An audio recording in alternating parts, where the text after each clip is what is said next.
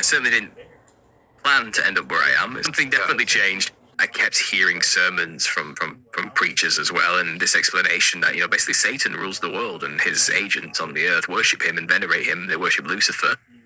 I basically just asked God to show me if he was real, and he did, and nothing's been the same ever since the return of Jesus.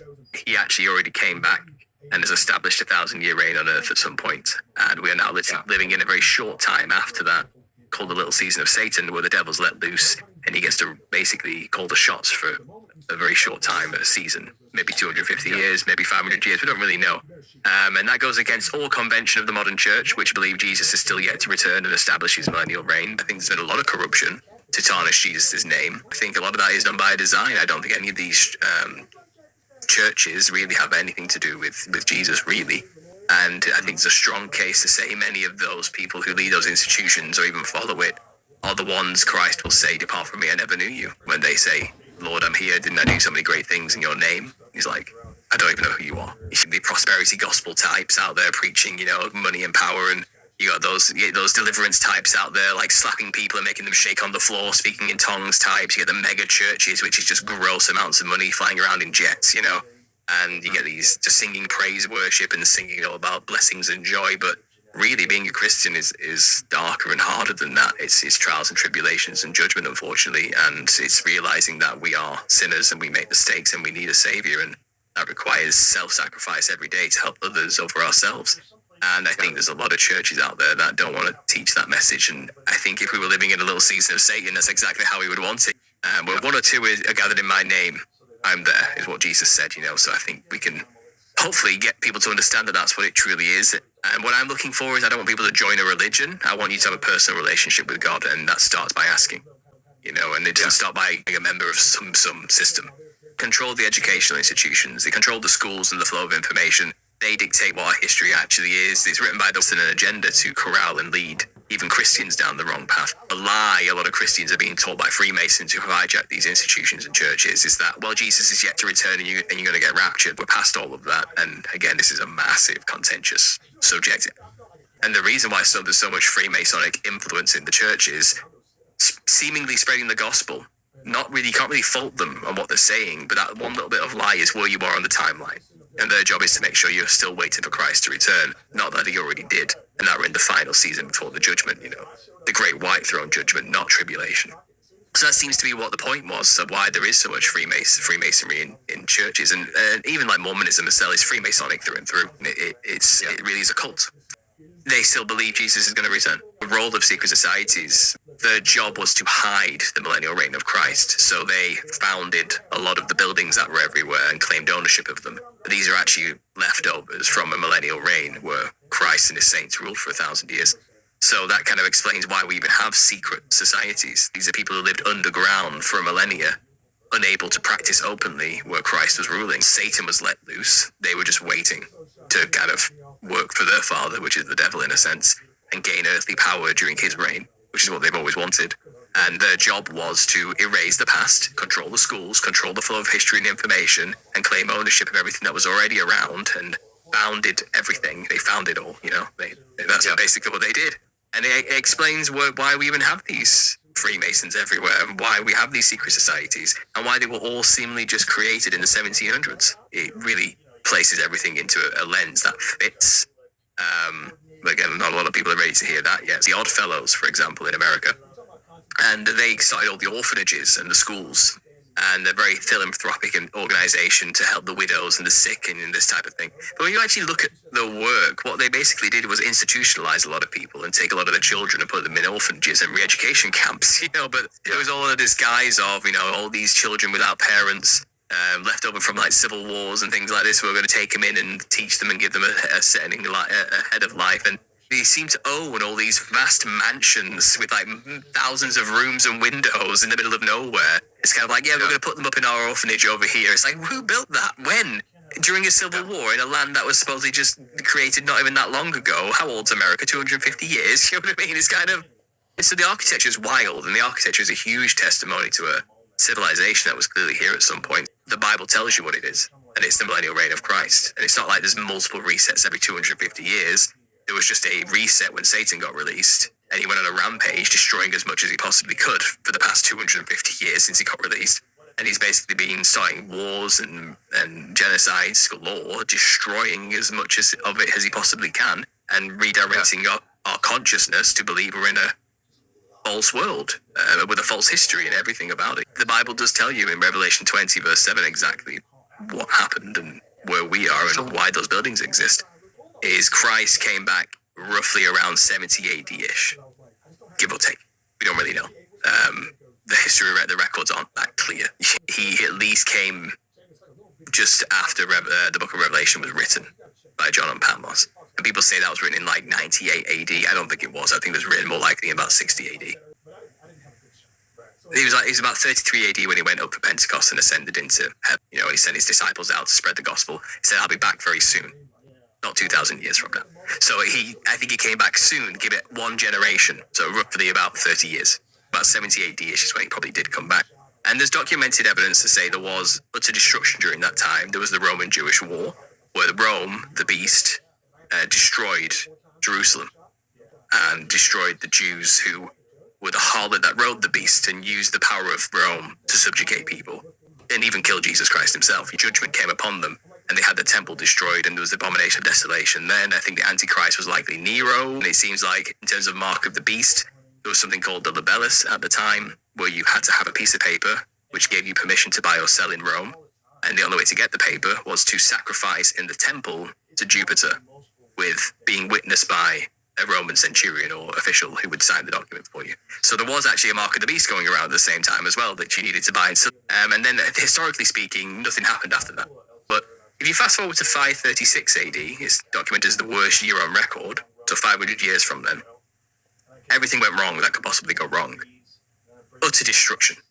Volcanoes going off, famine, pestilence, disease, mass die-offs, genocides. You know, people were just pushing bodies into the ocean because they just couldn't bury them anymore. There's just too many people dying all at once. People having visions of demons, grim reapers knocking on the door. It was a terrible time. Some might describe it as something like a tribulation-like event. The sun went out for months. You know, there's a mini ice age as a result of this, which killed many people. All the crops died. Everything went terribly, awfully wrong that could possibly go wrong. When you actually consider that timeline, I don't think there was a 500-year gap. I think they've made it up. And there's a guy called Gunnar Heinsohn, a German researcher, an alternative chronologist, who he thinks 700 years was added. That doesn't exist to our timeline.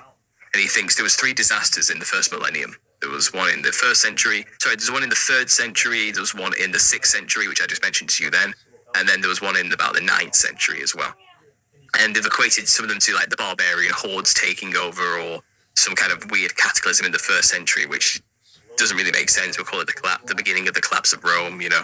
These 3 cataclysms weren't 3 cataclysms at all. It was one giant cataclysm that happened in the 1st century. All they've done is spread it out over 700 years. And they've started to repeat characters and names and events to change the names. This cataclysmic event buried Rome. This much is clear. And there's nothing below Rome. The strata shows there was Rome, and then there was just what came afterwards. And Rome is buried. How did Rome get buried? Well, it seems like this enormous event that blacked out the sun was basically every volcano on Earth going off all at once. It wiped out about 98% of the population of the Earth. And when the ash came down with the rain, it created a sediment layer that buried everything to varying degrees. Some completely under, some just by a few feet, you know, varying degrees because rain is like that. And that's what we see. We see people that are digging up Rome even today.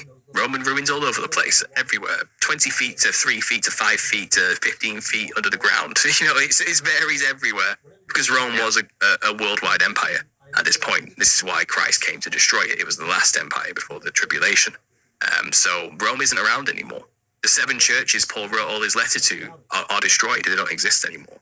But we're supposed to apparently still be around before tribulations. Something cataclysmic happened in the 1st century. And then after that, we don't really know. We call it the Dark Ages. We don't really understand, but we do know Christianity ruled supreme for 1,000 years. So people say even the Byzantine Empire was said to have gone for 1,000 years. You know, we don't really know what that was. We call it the Byzantine Empire now, but I'm starting to think there's been a bit of trickery and mistakes made and lies told about what was really going on during these times. But what we do have are these beautiful buildings everywhere that came after Rome, which developed into a new style called Gothic architecture, as we call it. which is just beautiful, far surpasses anything. And it's kind of like these people were inspired. Where did they come up with this, and where did they have the manpower or the time or the know-how to build such beautiful buildings? And not only are they just buildings, they're like sound made physical. Like, they are so geometrically perfect and functional in many ways. And they were like healing centers and resonance centers. And, a cathedral is, people say it's like a cathode on a circuit board. Like, they have a function and a purpose in civilization. You have to look at what was supposedly built during the Dark Age, which was a predominant Christian-led age, and it's wonderful. Like, what they made was fantastic. The medieval period was not all that they tell it was. It wasn't terrible at all. Like, I think it was a golden age, and we've been lied to about what that time really meant. And then only when the medieval period ends did they say the Enlightenment period begins, where science and reason takes over, and all this type of thing, and art flourishes, coming out of the ruins of a awful civilization run by backwards Christians who just suppressed freedom of speech and love and joy, and everything was grey and miserable, and they're all whipping themselves or something. I don't think that was the case. I think it was a flourishing time of beauty, and then the Enlightenment period was the beginning of the decay. That was the release of Satan. So you say that's roughly around the 1600s. The 15th, 16th, 17th centuries, coming out of that Dark Age period. But realistically, if you take 700 years away, that's not the time at all. It wasn't the 1500s. It was the end of the millennial reign.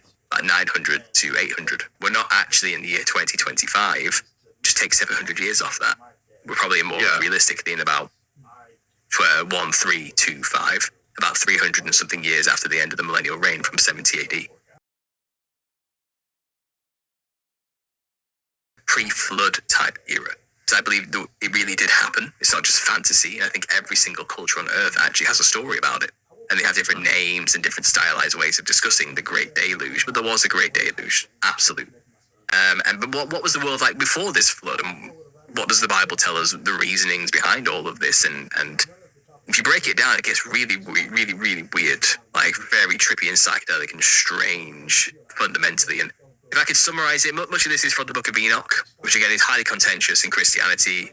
But I think it's legit. I think it's real. I think First Enoch is a real book of the Bible that's been removed. Talk about editing, and changes have been made. I think it's a part of the Ethiopian book, canonized system of books, and the Ethiopian churches are the oldest churches, in Christianity, so I see no reason to doubt it at all.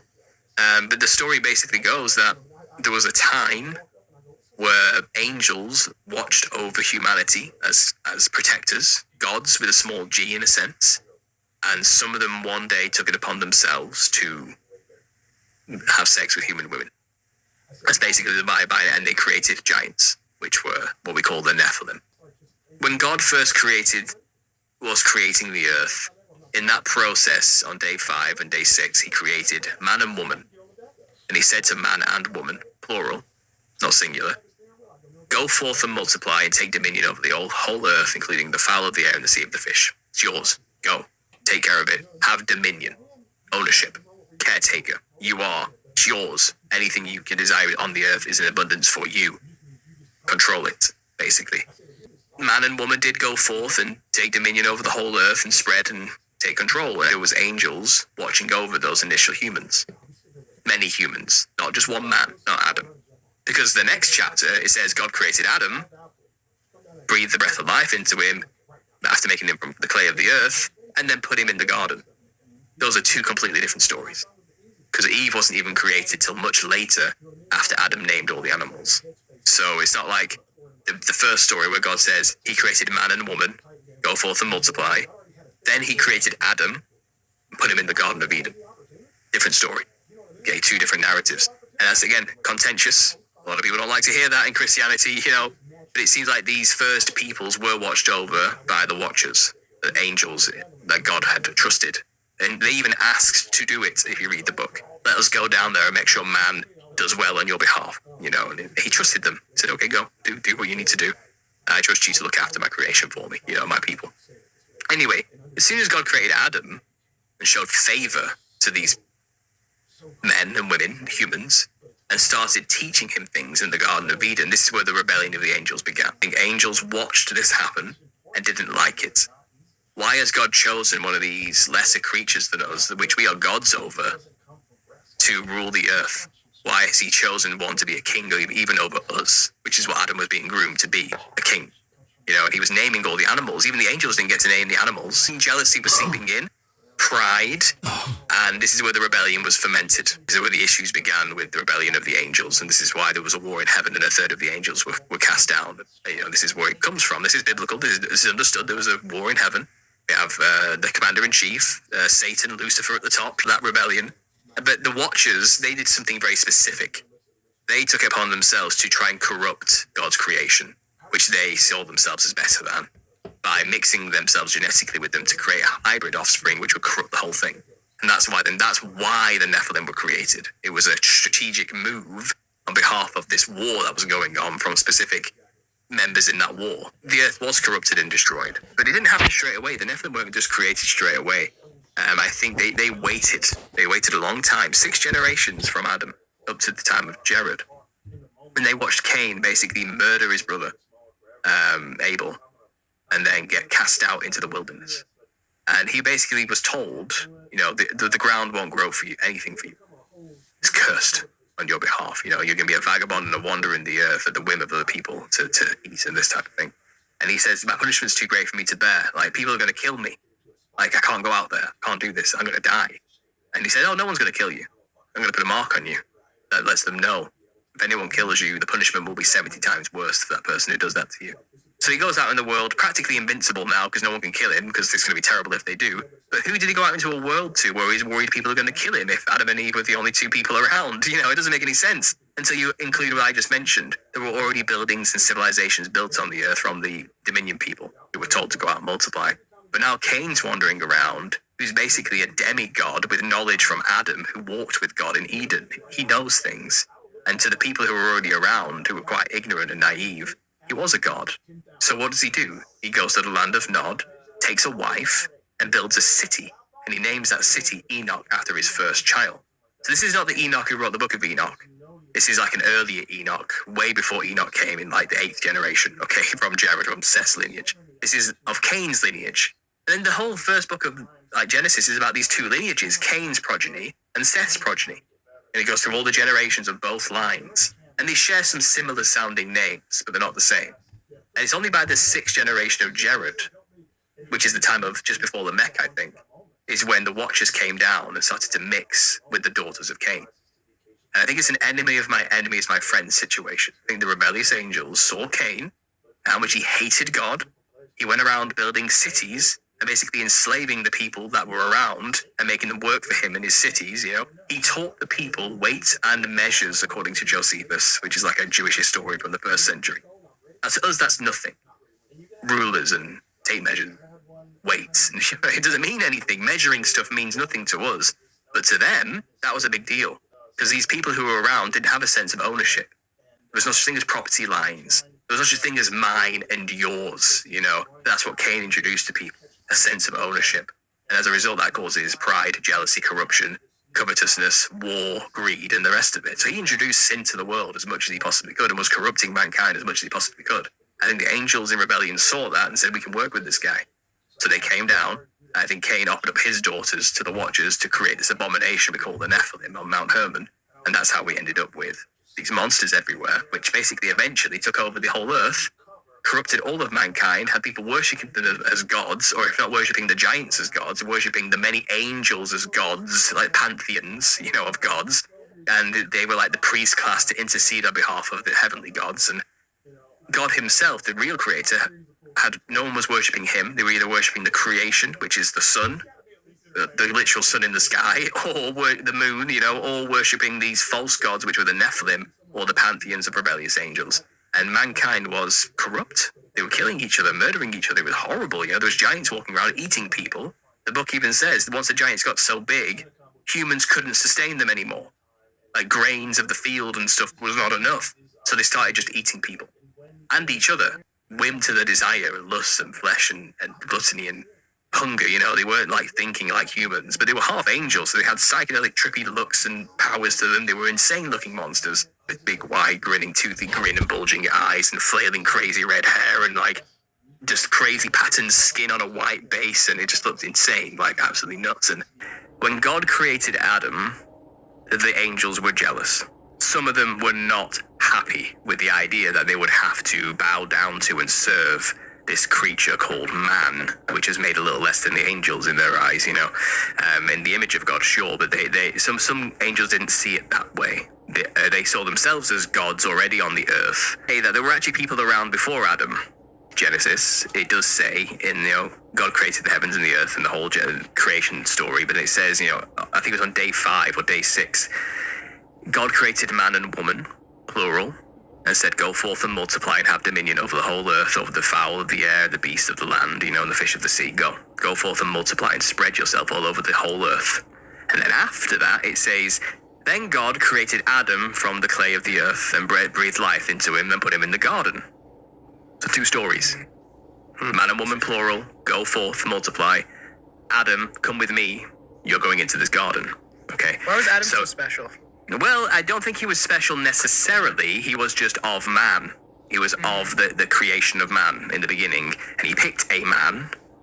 I think these early men were probably a lot more advanced than we are in terms of perfection. They were as close to God as you could be. So I don't think there was there was no corruption by this point. Death had not entered into the earth by this point. And I think he took a man, we'll call it Adam, put him in the garden and started to groom him and to teach him to be king over the earth, a king, a ruler, a righteous ruler, like a proto-Jesus, shall we say, the original plan.